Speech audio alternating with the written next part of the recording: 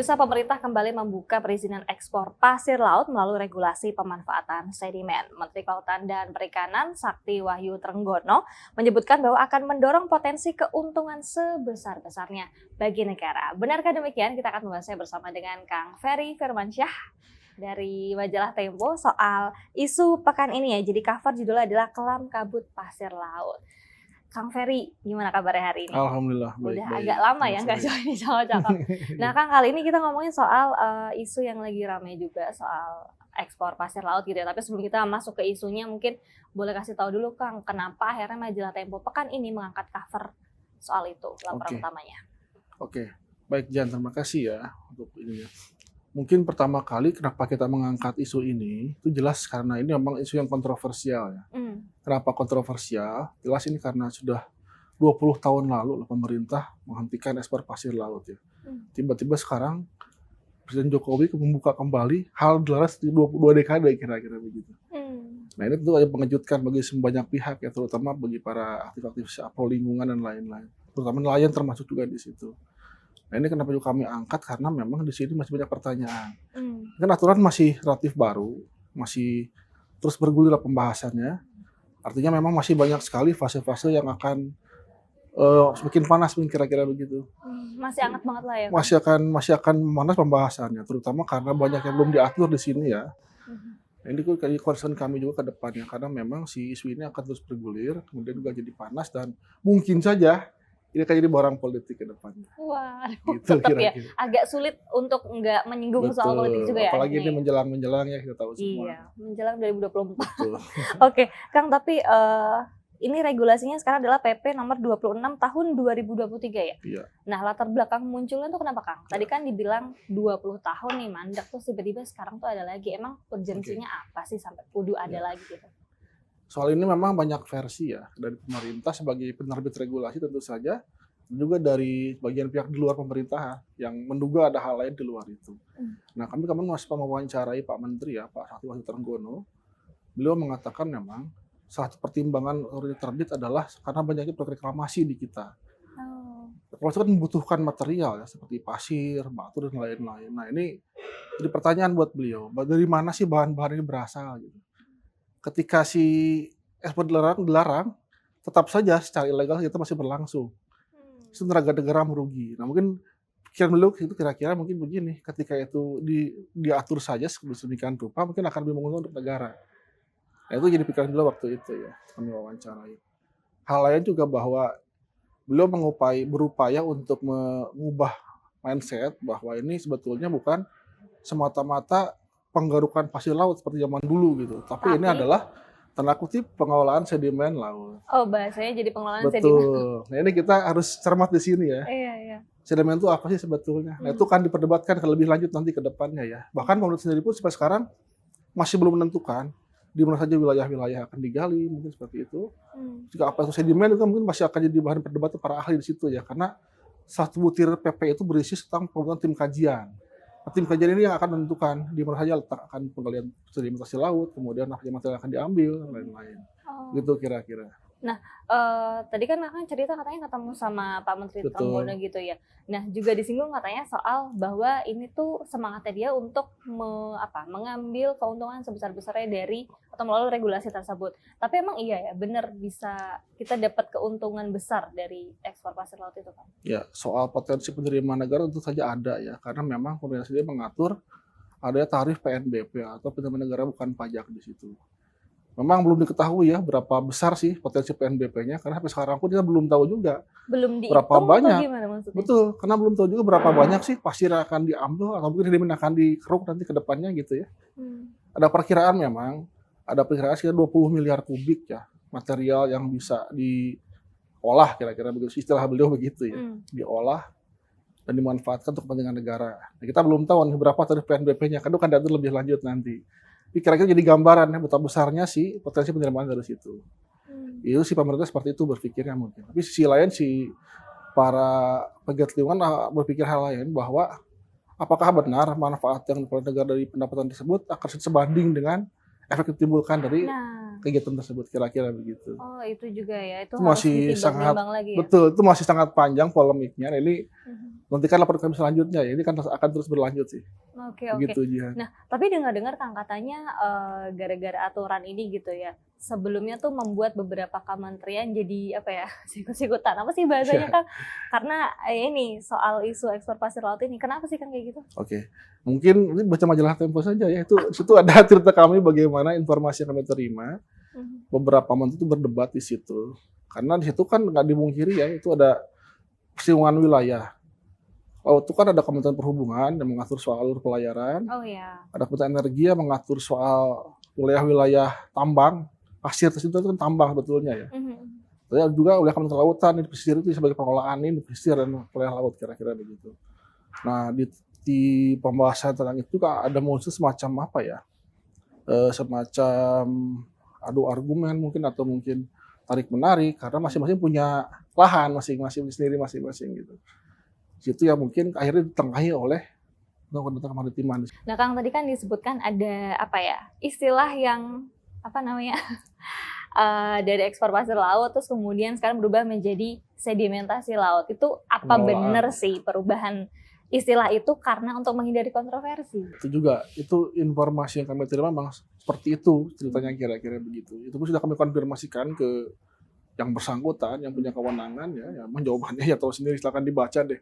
Tapi memang dugaannya ada arah-arah ke situ karena memang ketika kalau misalnya ya pemerintah memakai terminologi pasir laut itu jelas akan mengundang apa ya istilahnya polemik yang lebih ramai ketimbang sekarang. Karena betul karena pasir laut ini kan memang barang tambang, which is itu diatur oleh Kementerian Energi sebetulnya ranahnya gitu. Secara sebagai barang tambang ya. Sementara kan kalau sedimentasi laut itu belum ada yang mengatur. Karena memang juga di ranah Kementerian Kelautan di situ memang. Nah niatnya tuh kalau kata Mitra Trenggono waktu itu mungkin karena sedimennya perlu dibersihkan. Dia kan endapan ya dasar laut ya, itu bisa menghalangi air pelayaran dan lain-lain. Sehingga kalau bisa tidak dibersihkan itu akan mengganggu. Nah itulah kemudian muncul si aturan ini dengan dalih tadi membersihkan sedimen-sedimen laut itu. Nah setelah dibersihkan terus kemana barangnya gitu kan? Itulah bisa dimanfaatkan untuk dijual dalam negeri buat reklamasi atau mungkin diekspor ke luar negeri juga. Itu kemudian yang jadi itu ya, jadi semacam polemik di publik seperti itu. Karena memang lagi-lagi orang akan berpikir sedimen itu kan lumpur dan pasir ya isinya gitu. Ya, artinya ketika kita mengeruk atau mengolah sedimen, kita akan mengambil pasir juga. Kan sama-sama aja istilahnya di situ ya. Itu permainan di situ kata-katanya tuh. Silakanlah kita berdebat nanti ke depannya mungkin ya, publik berdebat gitu ya. Para ahli situ mungkin juga. Gitu. Iya, masih kita tunggu ikuti ya, Kang, gitu. ya. Betul. Kita ikuti soal ini nanti ke depan. Baik. Nah, Kang ini juga masih dari laporan utama majalah Tempo ya, ini disebutkan bahwa lobby-lobby soal tadi ekspor pasir laut ke Singapura sebagai negara yang kita tahu bahwa kayak demand-nya paling tinggi itu emang ke Singapura ya, Kang ya. Nah, itu sudah dilakukan dari 3 tahun lalu padahal kan aturannya baru dibuka sekarang. Terus 3 tahun lalu tuh ngapain, Kang? Ya, itu informasi lainnya juga ya. Memang ada semacam pendekatan lah dari dua belah pihak ini antara Singapura dengan di Indonesia. Bahwa memang harus diakui sih di sana memang cukup tinggi ya. Karena di sana kan proyek-proyek sangat banyak. Kan ada proyek reklamasi untuk pelabuhan, untuk properti, ada untuk semacam bandara juga mungkin situ ada juga perluasan bandara Changi di sana. Jadi memang demand sangat besar dari Singapura ini. Nah kita tahu bahwa di masa lalu memang Singapura ini jadi konsumen terbesar pasir laut dari Indonesia. Karena dekat, kabarnya nih yang saya dengar dari pemain-pemain pasir laut itu memang karena kualitas dari kita itu lebih baik dibanding negara lain. Karena lebih murah juga ya, karena lebih dekat pengirimannya kan. Itu dia kenapa kemudian si permintaan terus tinggi, sementara ketika di stop itu kan jadi tersendat lah. Di sini ada muncullah si penyelundupan dan ilegal yang lain lah. Sehingga pemerintah berpikir di situ, kemudian kenapa kita buka aja sekalian gitu ya, biar yang ilegal lagi tidak ilegal lagi. Dan negara bisa mengambil manfaat dari situ. Mungkin begitu sih dasar pemikirannya ya. Baik, tapi dari yang sebelum akhirnya dihentikan di 2003 tuh pun Singapura menjadi negara yang paling banyak. Betul. Itu harus diakui emang iya. Karena di sana kan emang proyek-proyeknya membutuhkan itu ya, pasir laut dari sini. Gitu sih. Baik. Nah terus Kang, bagaimana kemudian pemerintah yang tadi katakanlah sudah bertemu dengan Menteri Trenggono, terus beliau berdalih demikian gitu. Terus bagaimana negara ini memastikan bahwa ketika nanti mengekspor material-material tersebut itu tetap memperhatikan dampak-dampak lingkungannya gitu? Ya, itu tantangannya sekaligus bagaimana kita membuktikan ya bagaimana si aturan ini tidak membahayakan lingkungan. Nah, Seperti yang diklaim oleh pemerintah sebelumnya. Ini jelas jadi persoalan besar bagi para aktivis, bagi para nelayan dan lain-lain. Karena memang pengalaman-pengalaman sebelumnya, eksploitasi pasir laut itu selalu pada akhirnya akan seperti itu ya dampaknya ya. Ada yang, misalnya Pak Kang? misalnya banyak sekali ada pada jadi keruh, ikan-ikan tuh jadi itu ya, habitat terganggu. Nelayan tuh harus berangkat lebih jauh lagi dari pantai. Sampai seperti itu. Ada juga soal pulau-pulau yang hilang. Coba dicek datanya tuh ada beberapa pulau kita yang terkikis kemudian hilang gara-gara eksploitasi pasir laut masa lalu. Nah, ini seharusnya dihindari di masa mendatang juga ya, karena kan kita udah tahu lah ketika dibuka lagi peluang untuk bisnisnya, tentu kita ragu lah bagaimana sih mengontrol itu kita berlebihan, dan terkendali dan lain-lain. Ini tantangan untuk pemerintah juga sih bagaimana nanti menyelesaikan soal ini ya. Itu tantangan berikut kita tunggu sih. Fungsi pengawasannya seperti apa Kang? Mungkin yang dulu waktu sebelum ditutup 2003 tuh sempat ada bolong-bolongnya atau gimana? Atau bahkan mungkin terjadi di jeda antara 2003 sampai sekarang 2023 Sangat ini? mungkin terjadi sih seperti itu. Bahkan ya kalau Banyak kita yang misalnya ilegal ke pemerintah pun ya kita nggak tahu juga karena itu legal kan. Mereka pun tidak tahu. Tapi yang jelas memang beberapa tadi penangkapan masih ada seperti itu. Nah, makanya kemudian ini membuat pemerintah berdalih lebih baik ditertibkan saja dan negara mengambil manfaat dari situ ketimbang ada yang mencuri-curi lah. Mungkin seperti itu pemikirannya ya. Jelas lagi-lagi itu diperdebatkan lagi nantinya oleh para ahli ya. Jadi kita tunggu berikutnya, ini masih akan seru sekali ini. Karena ini masih awal mula sekali ya Kang? Betul, ini baru hulunya aja sih yang pikir begitu. Oke, kita nantikan di laporan-laporan selanjutnya Yes. majalah Tempo. Nah, ini juga ada yang menarik nih Kang, dari Laput Tempo pekan ini ditulis bahwa Menteri Trenggono ini sudah mengeluarkan aturan harga patokan pasir laut.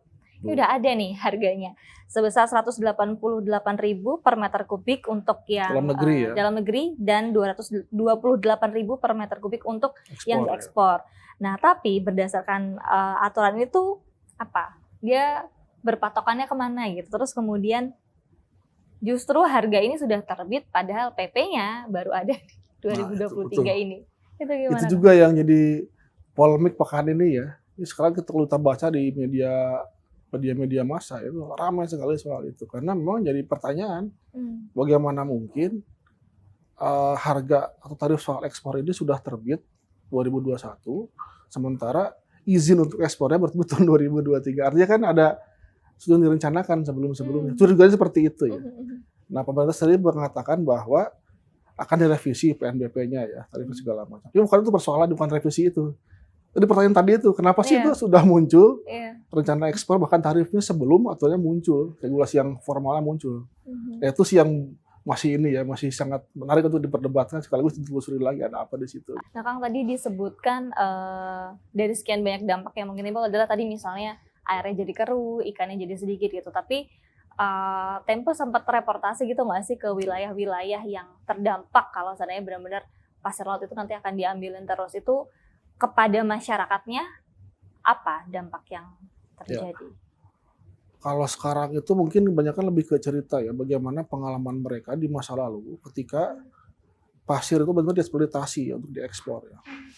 Mereka bercerita bagaimana ada pulau yang sampai hilang karena dikeruk terus ya secara mungkin saya nggak tahu seperti apa waktu itu ya karena itu 20 tahun yang lalu tapi yang jelas mereka cerita seperti itu. Yang kedua juga soal terumbu karang, ekosistem laut yang terganggu. Nah itu juga jadi persoalan buat nelayan karena mereka terpaksa mencari sumber lain untuk menangkap ikan. Kalau akan lebih jauh, lebih ke tengah lagi mungkin seperti itu ya. Nah ini yang sebetulnya seperti hitungan pemerintah, bagaimana agar si program atau proyek nantinya ke depan si pengelolaan sedimentasi laut itu tidak membuat seperti itu gitu. Karena lagi-lagi tadi kita sudah singgung bahwa siapa yang bisa menjamin penyedotan sedimen ini tidak akan mengganggu ekosistem itu satu. Yang kedua juga bagaimana memisahkan antara sedimen dengan pasir laut. Nah, itu dia. Itu ya, yang itu perdebatannya sangat di situ akan jadi persoalan juga. Perdebatan mendasar sekali itu ya. Betul. Nah, satu hal juga jadi dalam membahas aturan ini pemerintah sudah mengundang beberapa perusahaan-perusahaan besar ya. Mereka itu adalah perusahaan-perusahaan pemilik kapal-kapal dredging. Dredging itu pengisap pasir ya, penyedot pasir. Waktu itu ketika kami wawancara, kemudian beberapa dirjen itu berdalih bahwa pengusaha-pengusaha kapal ini diundang sebagai konsultan bagaimana caranya mengambil atau sedimen dengan cara yang ramah-ramah lingkungan lah kira-kira begitu ya. Betul, ramah Itu. lingkungan, Kang. Nah itu kita sih belum melihat juga bagaimana metodenya. Yang jelas ini perusahaan-perusahaan besar, perusahaan-perusahaan kelas dunia yang emang sudah malang melintang di bisnis inilah udah puluhan tahun. Bahkan ada yang pernah ikut dalam Pelabuhan Tanjung Perak tahun 1911 itu sudah 25, zaman-zaman kolonial zaman dulu deh. Artinya si perusahaan-perusahaan ini emang nantinya mungkin akan dilibatkan juga ya dalam proyek-proyek ini gitu. Kita belum tahu ke depan seperti apa, tapi ya yang jelas kekhawatiran itu memang ada gitu. Dari para pegiat lingkungan, dari para ilmuwan, dari para nelayan mungkin seperti itu sih.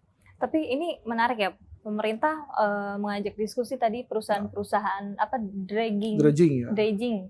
Tapi melibatkan masyarakat juga nggak nih? Mereka-mereka yang tinggal di sekitar pesisir yang tentu saja akan langsung terdampak begitu ya. Itu juga diajak betul. duduk bersama nggak sih, Kang? Itu akan jadi saling klaim. Karena yang satu mengklaim tidak diundang, satunya lagi mengklaim sudah berusaha menghadirkan. Itu jadi polemik di situ ya, bagaimana kemudian jangan sampai si aturan seperti ini berujung atau mungkin mengulang kejadian sebelumnya ya, bahwa banyak sekali program-program kita yang tidak melibatkan partisipasi publik dengan sangat aktif, kira-kira begitu. Ini mungkin masih jutaan pemerintah membutuhkan ini ya, bagaimana kemudian bahwa hal ini bisa melibatkan semua stakeholder di situ, termasuk para nelayan dan masyarakat terdampak oleh kebijakan ini. Mungkin begitu kali ya. Tapi yang pasti kita berharap semua masyarakat kita juga tidak tergadaikan lah kemaslahatannya begitu ya, demi kualitas hidup masyarakat pesisir yang lebih baik. Artinya mungkin begini, jangan sampai wacana atau terminologi ini membuat kita terbuai bagaimana pada akhirnya kegiatan ini jadi lagi-lagi mengeksploitasi daya alam secara berlebihan. Itu mungkin seperti itu yang diawasi ya.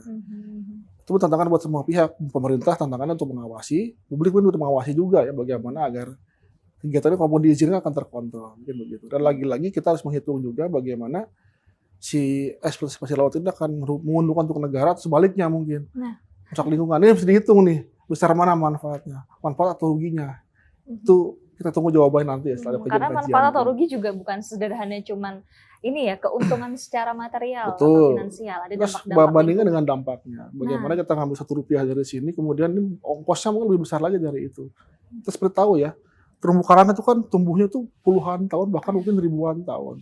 Apakah itu ketika itu rusak akan tergantikan oleh sekian rupiah dihasilkan dari itu gitu. Itu pertanyaan besarnya itu seperti itulah kira-kira gitu. Itu banyak hal-hal lain yang bisa dijawab oleh pemerintah dan para ahli di situ. Mungkin begitu sih. Baik. Terima kasih banyak ya Kang Ferry sudah join di Cakap-Cakap kali ini. Sama-sama. Karena nanti masih ada banyak tulisan-tulisan lain. Insya Allah lanjutan. makin akan berlanjut karena akan semakin makin seru lagi. Gitu sih. Oke, terima kasih banyak Kang Ferry. Saya lagi redaktur majalah Tempo sudah join di Cakap-Cakap kali ini membahas soal tema kita di cover pekan ini judulnya adalah Kelam Kabut Pasir Laut. Jadi bagi pemirsa ingin mengetahui lebih detail informasi-informasi seputar isu ini bisa langsung baca di majalah.tempo.co ataupun dapatkan majalah versi cetaknya. Akhir kata saya Dejihan beserta kru yang bertugas pamit undur diri. Kita akan jumpa di Cakap-Cakap episode selanjutnya. Dadah!